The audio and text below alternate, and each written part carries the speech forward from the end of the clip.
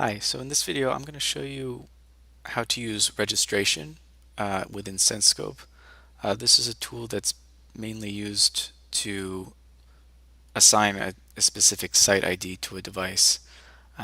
You set a site ID to a device using error update, and that becomes a setting that's stored on the flash of the SenSpot.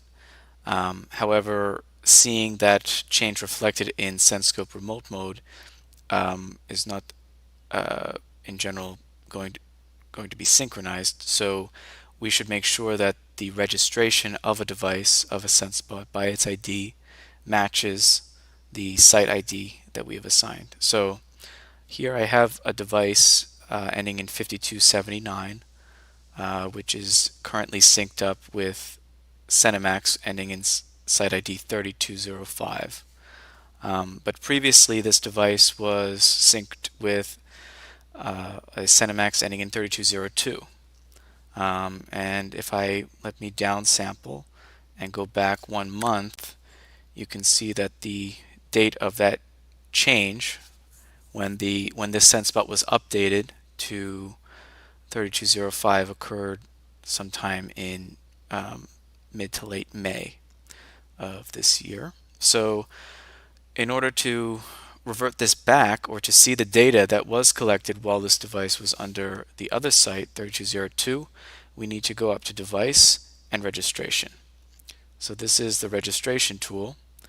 And what we need to do is basically choose this option to clone if it's an existing device, which it is. And we just type in the device ID of the device that we want to move. We should make sure that we keep track of these things so that things are not misplaced. But if you hit go, it will pull the records for that device, including the quantities that have been registered to it and the associated offsets and coefficients. We'll re-enter the same exact device ID, but you see the current value is 3205, but I also know that this device was previously under 3202, and I would like to see the data when it was under that site. So we need to change just this field, essentially.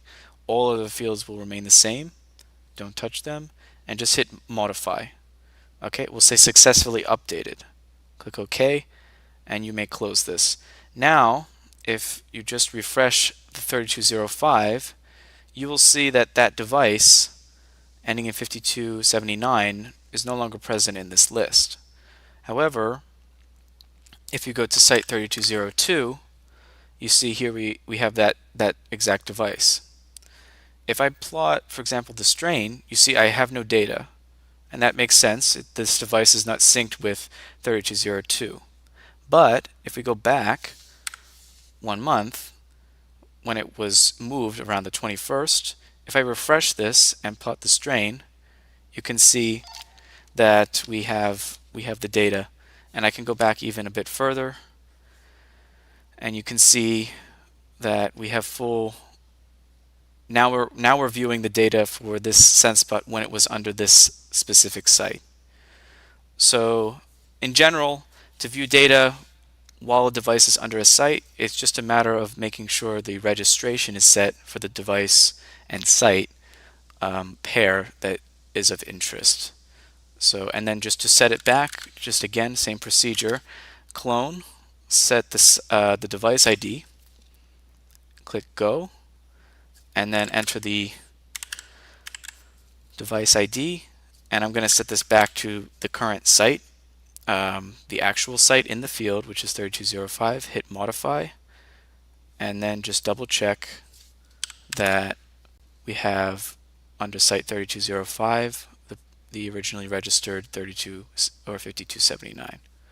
Okay, so this is what you need to do. If you have any questions, please feel free to reach out. Thank you.